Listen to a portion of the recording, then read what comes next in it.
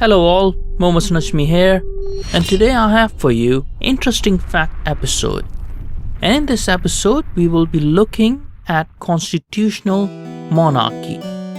So, let's get straight into it. What is a constitutional monarchy? Well, a constitutional monarchy is a system of government in which a monarch shares power with a constitutionally organized government.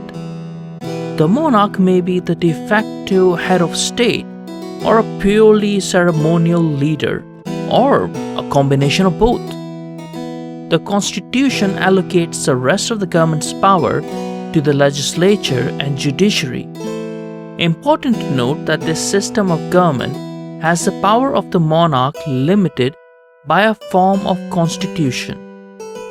However, on the other hand, it also limits the power of a directly or indirectly elected prime minister, who is the head of the government, and it also makes the elected official answerable to the monarch. British political scientist Vernon Bogdanor defined modern constitutional monarchy as a sovereign who reigns but does not rule. There are 43 sovereign states in the world with a monarch as the head of state. There are 13 in Asia, 12 in Europe, 9 in the Americas, 6 in Oceania, and 3 in Africa as of 2022. Some examples of constitutional monarchies are Great Britain, Belgium, Netherlands, Norway, Spain, Sweden, Thailand, Cambodia, Australia, Barbados, Canada, New Zealand, Papua New Guinea, Luxembourg, Malaysia, and Japan, amongst many others. Out of these examples, some of them are Commonwealth realms, which came out of the British Empire to become fully independent states, but still retain the same British head of state as theirs. Out of the 56 Commonwealth countries, 52 of them formerly part of the British Empire, and 15 out of those 52 of them are now currently part of the Commonwealth realm, meaning whose head of state is the King or Queen of United Kingdom, which is now King Charles III. European constitutional monarchies have a similar relationship with their elected governments, as most monarchies these days are combined with representative democracy. However, Andorra is a special case. Now, Andorra, a tiny independent principality landlocked between France and Spain in the Pyrenees Mountains, is a diarchy, which is a form of co-rule. Andorra has co-princeship shared by the President of France and the Bishop of Urgell. Neither of the co-prince is of Andorran descent, and one of them is an elected head of state by the people of France, which is the President of France. But Andorrans cannot participate in French elections, and obviously they cannot participate in choosing a Bishop of Urgell, as the Bishop of Urgell, the other co-prince, is appointed by Pope. So it is sort of a monarchy, a diarchy, where the people of that land have no choice in choosing or have chosen their head of state. Besides that, we have mixed monarchies in some other European countries, like Liechtenstein and Monaco, where the system is constitutional monarchy, but the prince retains many powers of an absolute monarch. For example, in Liechtenstein, the prince can hire or dismiss any elective member or other government employee from their post and veto any law proposed by their parliament, although the people can call for a referendum and end the prince's reign. So it keeps a monarch in check. Then there are constitutional monarchies in East and Southeast Asia, like Bhutan, Cambodia, Japan, and Thailand. Absolute monarchies in Islamic countries like Brunei, Oman, and Saudi Arabia, while countries like Bahrain, Kuwait, and Qatar are slightly mixed in that they have representative government bodies, but monarchs still retain most of their powers. Jordan, Morocco, and United Arab Emirates are constitutional monarchies, although compared to their European counterparts, they still retain a lot more power. Malaysia has elective monarchy, where the ruler is elected by a conference of rulers on a rotating 5-year term, obviously from among the state rulers. So there's already a set of people, the conference of rulers, and they choose from among this conference. The oldest monarchy that still continues today is that of the Imperial House of Japan, which has been going on from 660 BC till now. However, in 1868 AD, with the Meiji Restoration, it evolved into a constitutional monarchy based on the Prussian-German model, and since then they have had adaptive changes. The first official constitutional monarchies were the Hittites. They were an ancient Anatolian people which lived amidst the Bronze Age. Their king or queen was required to apportion their power with the Panku, which was an assembly, and that was around 15th to 13th century BC, so a long time ago. British monarchy is the longest running constitutional monarchy which is still active. The monarchy has its roots from 1066, going on from there with the introduction of Magna Carta in 1215 and an official evolution to constitutional monarchy in 1688 after the Glorious Revolution, with gradual amendments to this date. So that was a brief overview of what is a constitutional monarchy with some examples. Now let's look at the pros and cons of a constitutional monarchy. Some of the pros would be obviously contested, or both pros and cons, but as we see it, some of the pros would be that it provides continuity to the government, it provides a system of equality to the government structure, offers more security than other forms of government, creates a higher level of neutrality, allows for political change to still occur, provides legislative consistency, provides cultural identity to the people, and a continued cultural relevance, which obviously is important to maintain a sense of unified identity. And it allows for reserve powers to rest at the discretion of the monarch. When it comes to cons, well, it depends a lot on how it is structured and evolved. So it can be implemented with varying levels of powers, and within that would be the key of its flexibility of future alterations. It in a way forces political power sometimes onto people who might not be suited to such a responsibility as is only via birthright. But obviously in most monarchies they have the right to forego their responsibility. A lot of chances still of bad apples with the possibility of ruining the orchard. And so it provides no guarantee on the quality of rule. It can be costly to support a monarch in a government structure. It does not necessarily force neutrality from a monarch. It is prudent for a monarch in constitutional monarchy to be neutral for the sustainability of the crown as juxtaposed with the public view, but it doesn't necessarily force it as a requirement. It can discourage needed social change. It is a haven for red tape. It is a form of government that is difficult to alter.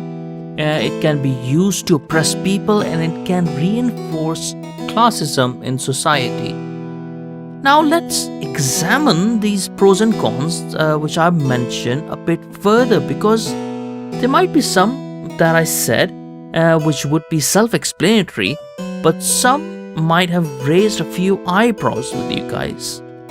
So I said I think that it provides a system of equality to the government structure, right? And to some that might seem bizarre, as the position of a monarch is not on equal terms with the subjects, obviously, right? But equality does not necessarily mean abolition of social hierarchies. Over here it means that there are levels of countermeasures set which stops one system from overpowering another, so there's an equal counterbalance. See, in an absolute monarchy, the king or queen can completely overpower the legislative system and make laws as they fancy. And in a republican state, a president can enforce executive orders which might not be beneficial to the country in the long run, and are reversible, but it undermines the remainder of the country till they are done, and if they are.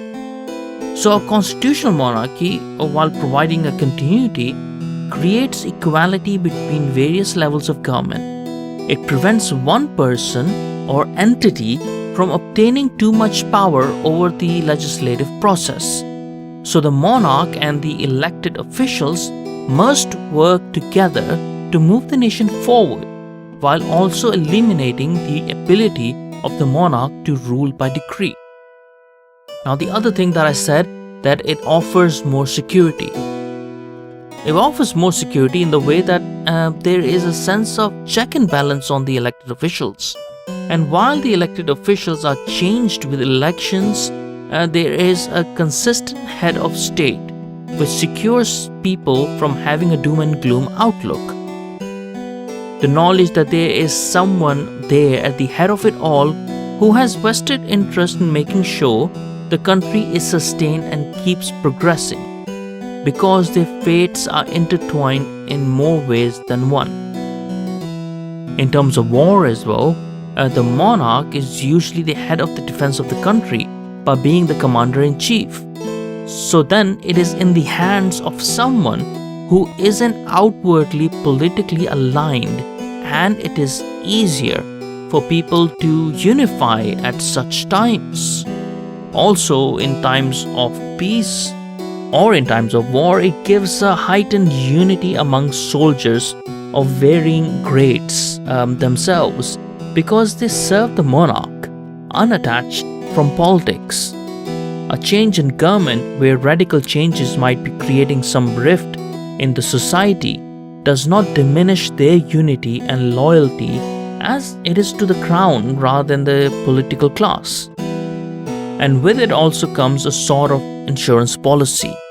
Imagine if an elected head of government took actions that were clearly against the constitution, or put the public at immensely grave danger.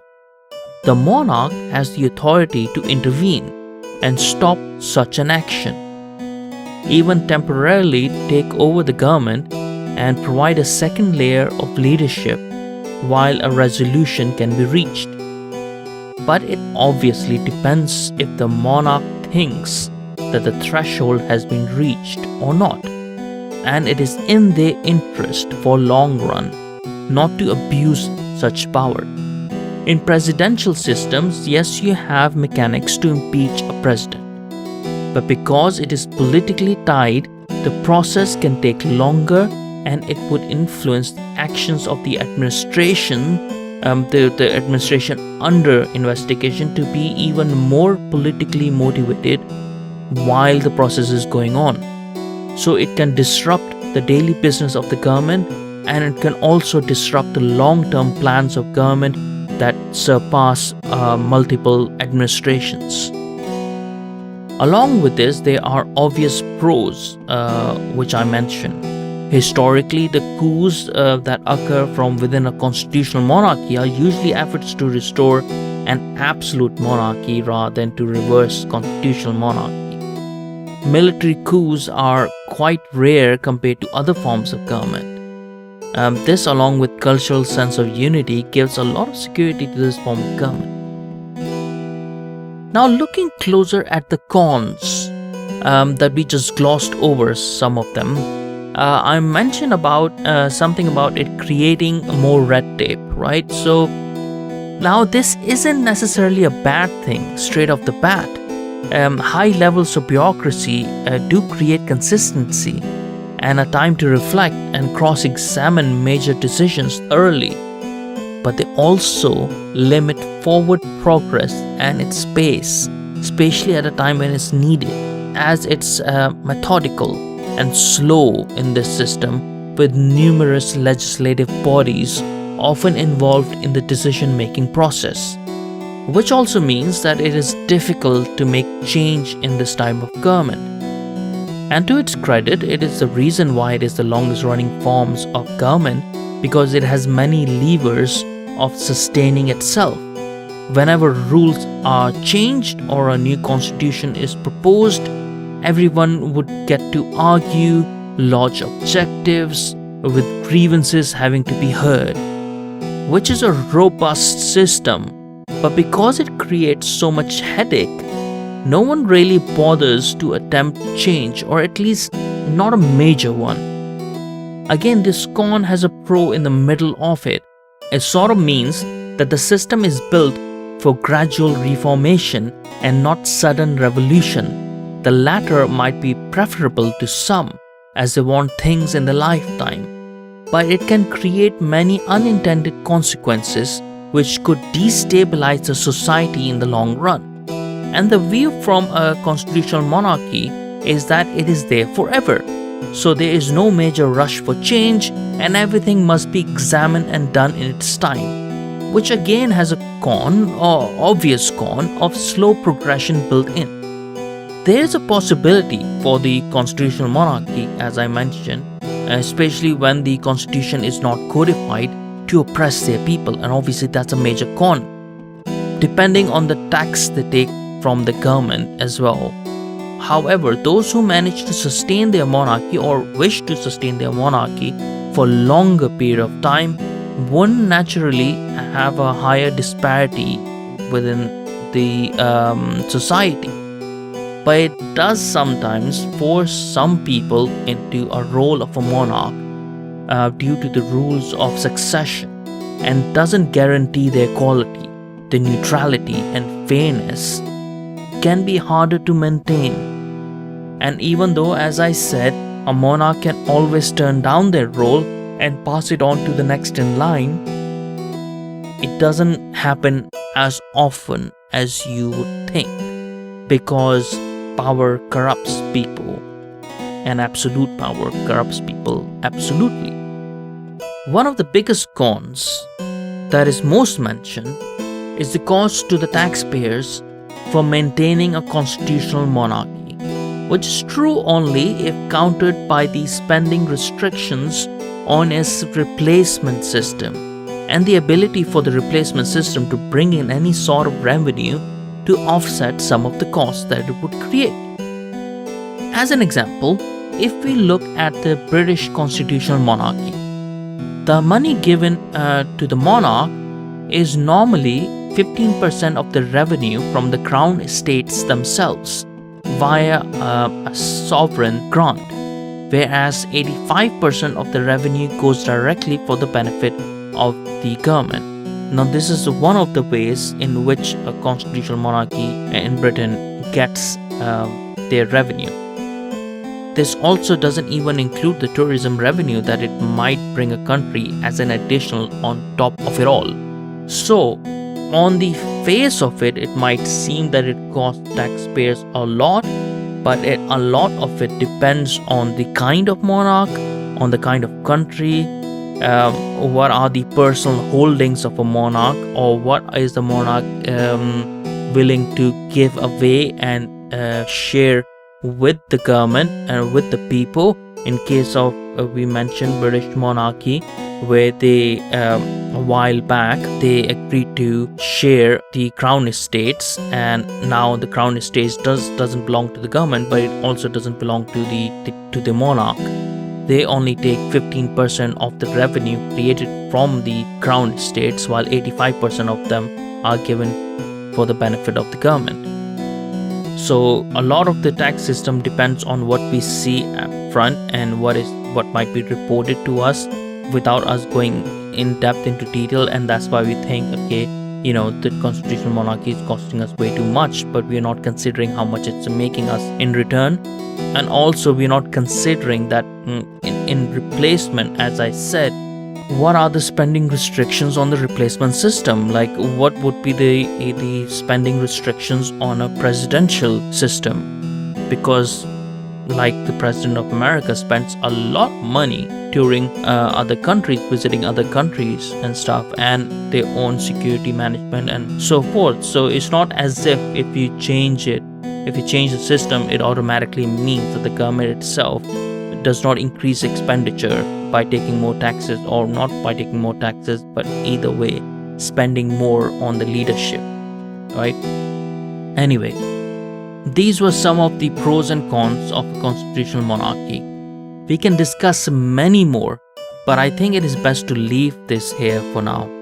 Check out the recommended reading in the source section in the description below. Like any governing system, it can be used to help people or hurt them. Often either depends on the intentions of the monarch or the royal family in terms of monarchies, or oligarchs in an oligarchy, in theocracies on religious edicts, or even democracies depending on either the big government socialist intentions or the level of regulations in free market open societies. There are too many variables to define one good over the other in absolute terms. It really does depend on the culture and the people and what they actually want in that specific country, what works for them. But with the track record of constitutional monarchies and how much they have evolved over time, it seems like a good compromise, but on the same time the best way to maintain tradition, representing a practical way to govern, where extra levels of protection within the government exist through representation by elected officials, a negotiable balance. That is all from me for today. Hope you liked the episode, and if you did, you know what to do. Like, subscribe and share. And if you want to support the episode, link is in the description below. Unfortunately, I don't have any crown estates, so I can use a bit of help. Until next time, take care, be good, and thank you so much for listening.